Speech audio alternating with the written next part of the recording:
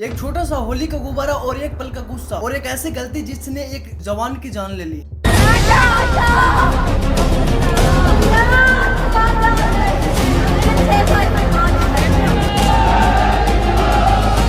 दिल्ली के उत्तम नगर में ये हुआ इंसिडेंट सभी लोगों को शॉक कर रहा है।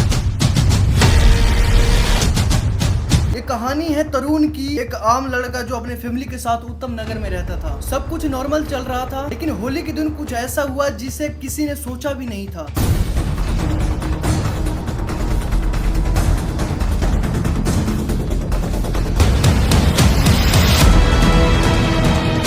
दिन था, गलियों में रंग मस्ती और हंसी मजाक चल रहा था, लेकिन अचानक से जो हुआ आप देख के भाई सब शॉक हो जाओगे। बच्चे और जवान लोग पानी के गुब्बारे फेंक फेंक कर एंजॉय कर रहे थे। तभी एक पानी का गुब्बारा दूसरे ग्रुप के बंदे पे गिर जाता है। शुरू में तो ये बहुत छोटी सी बात थी, लेकिन धीरे धीरे करके इतना बड़ा हो चुका था ये कि संभालना मुश्किल हो गया था। दोनों तरफ से बहसबाजी स्टार्ट हो चुका था, लेकिन समझ नहीं आ रहा था कि किसको मना किया जाए और किसको डांटा जाए। और जो पहले मजाक लग रहा था वो अब ईगो का इश्यू बन चुका है। सालों पुरानी दुश्मनी भी इसमें शामिल हो गई। कुछ ही देर में झगड़ा इतना बढ़ गया कि तरुण के खिलाफ सब कोई वहां का हो गया। बट ये समझ में नहीं आ रहा था कि तरुण ने गलती आखिर किया क्या था।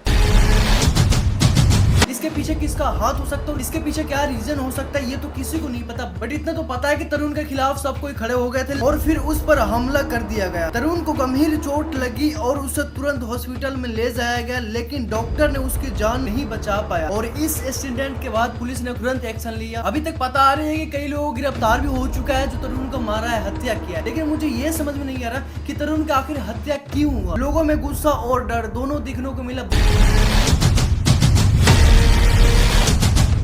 एक छोटी सी बात और एक पल का गुस्सा और एक जिंदगी खत्म। ये कहानी सिर्फ इंसिडेंट का नहीं है, बल्कि एक सबक है। सभी को संभल के चलना चाहिए कि यहाँ किसी का कोई नहीं है भाई। और कभी कभी गुस्सा और ईगो सब कुछ छीन लेता है। शुरू में तो ये बहुत एक छोटी सी बात थी, लेकिन धीरे धीरे आवाज तेज होने लगी और गलियों में लोग वहाँ पे जमा होने लगा।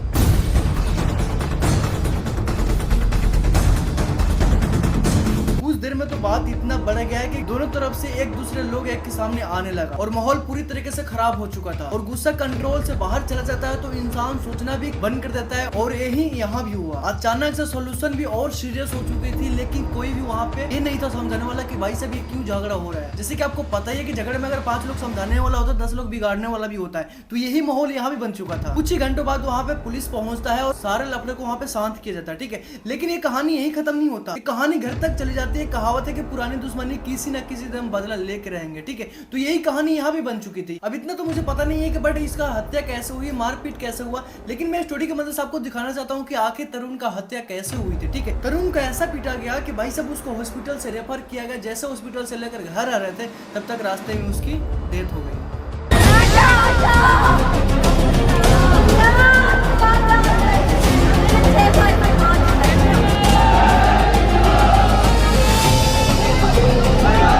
ये तो सुन के बड़ा अजीब लगता है यार, क्योंकि भाई साहब इंडिया में है ना, आपको पता है कि सारा देश से ज्यादा इंडिया में लोगों का डेथ होता है, लेकिन कैसे?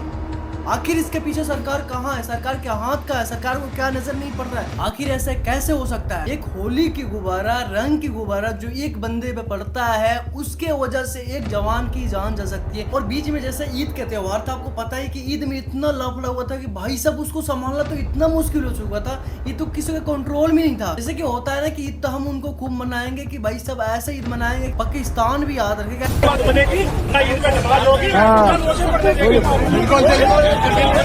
ऐसे कुछ बोलने वाले थे, बट इन लोगों पे ध्यान नहीं देना है। हमें तो ध्यान है कि भाई सब तरुण का आखिर मौत कैसे हुआ, उनका तो इंसाफ मिलना चाहिए। अगर इस बात से आप सहमत हो भैया, आपके क्या राय है कमेंट बॉक्स में जरूर बताइए। अगर वीडियो पसंद है वीडियो को लाइक कर देना एंड चैनल को सब्सक्राइब करके जाइएगा, ठीक है। चलिए मिलते हैं न्यू अपडेट के साथ, तब तक के लिए जय हिंद।